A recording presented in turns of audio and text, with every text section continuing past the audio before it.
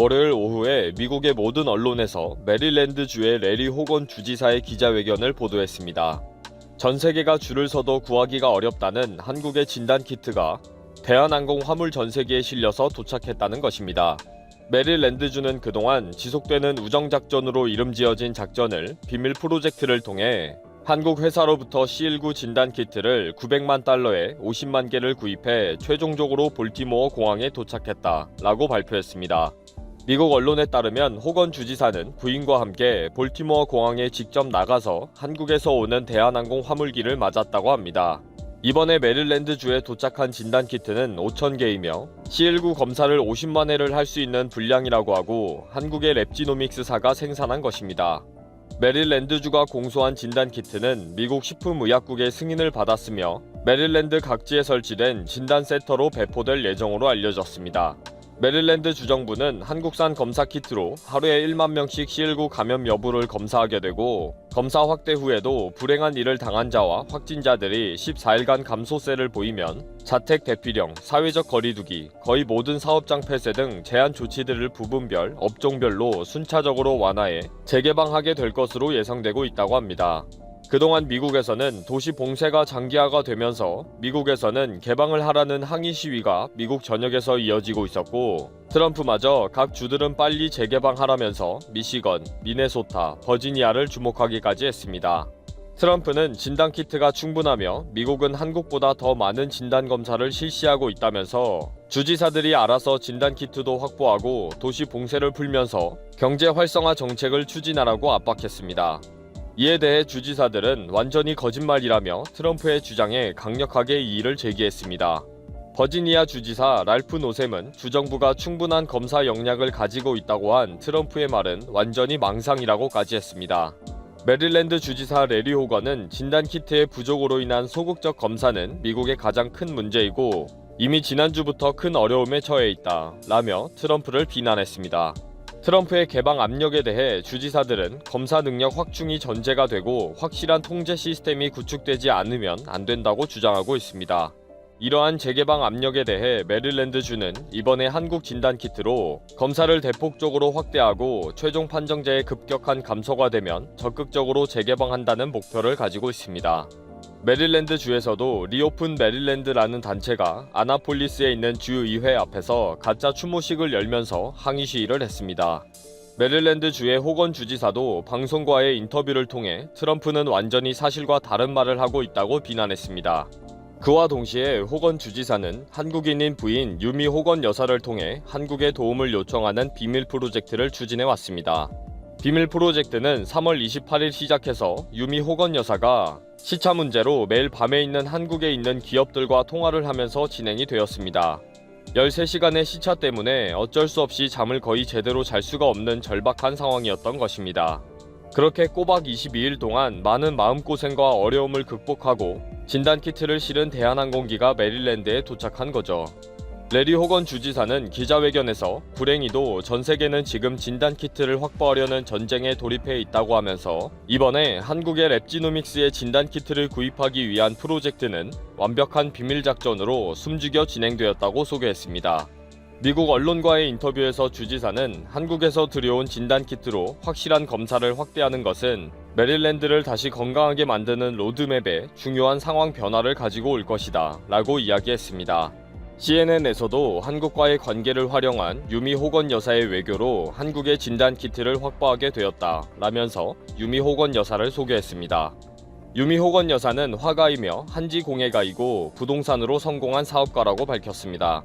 뉴욕타임즈와 워싱턴 포스트 등 미국 언론들은 메릴랜드주의 소식을 거의 메인 화면에 비중 있게 다루면서 비밀 프로젝트의 대성공을 드라마틱하게 소개하고 있습니다. 메릴랜드주의 C19 상황은 주요한 변화를 맞이하게 되었고 숨은 공로자는 유미 호건 여사였다고 했습니다. 레리 호건 주지사는 이번 진단키트 수입으로 메릴랜드주는 극적인 상황 변화를 맞았으며 이번 주에 새로운 많은 결정을 할 수 있을 것이다 라며 자신감을 보여줬습니다.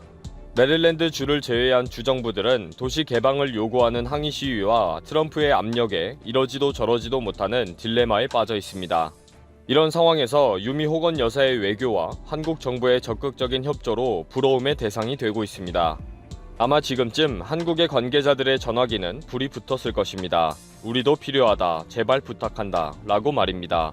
이제 미래는 한국과 한국인을 알면 새로운 방법을 깨닫게 되고 살아갈 길을 찾게 되는 미래가 열리게 될 것을 확신합니다. 글로벌 과학 트렌드와 이슈를 리드하고 있는 세계 3대 과학 저널이 바로 사이언스, 네이처 셀이죠.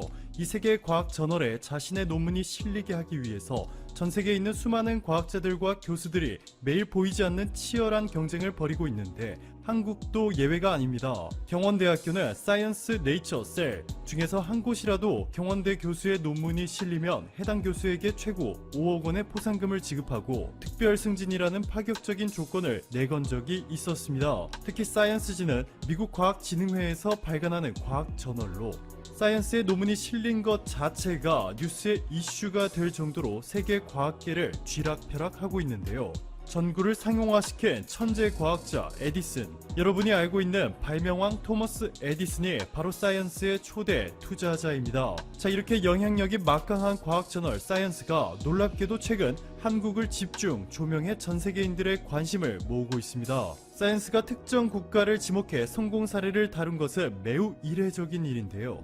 사이언스는 특히 도시 전체를 봉쇄하는 권위주의적 방법을 택한 중국과는 달리 한국은 폐쇄 없이 성공을 이끌어냈다 극찬하였습니다. 사이언스는 한국의 대응 시스템이 세계에서 가장 광범위하고 잘 조직된 프로그램이라며 한국이 다른 어떤 나라보다 많은 100만 명당 5,200명 이상의 테스트를 시행했다는 점을 주목하였습니다. 이것이 얼마나 대단한 숫자냐면요. 지금 보시는 것처럼 인구 100만 명당 테스트를 한 숫자가 1000명이 넘는 곳은 세계 어디에도 없습니다.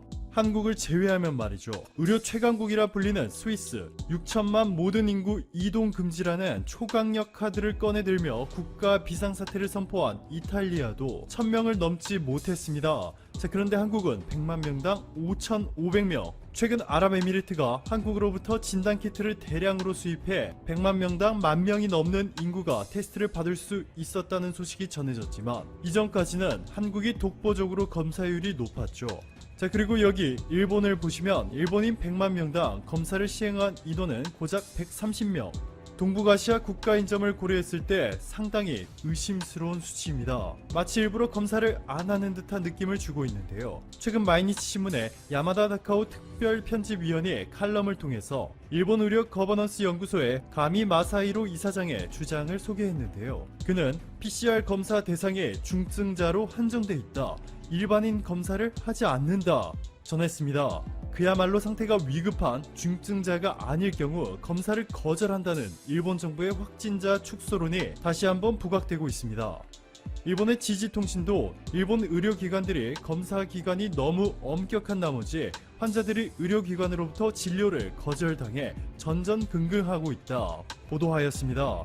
사이언스는 일본과는 달리 한국은 하루에 무려 15,000명을 검사할 수 있고 전국에 43개의 드라이브스루 테스트 스테이션이 있는데 현재 미국, 캐나다, 영국 등에서 시행 중인 드라이브스루 시스템들이 한국을 따라한 것이라 전했습니다.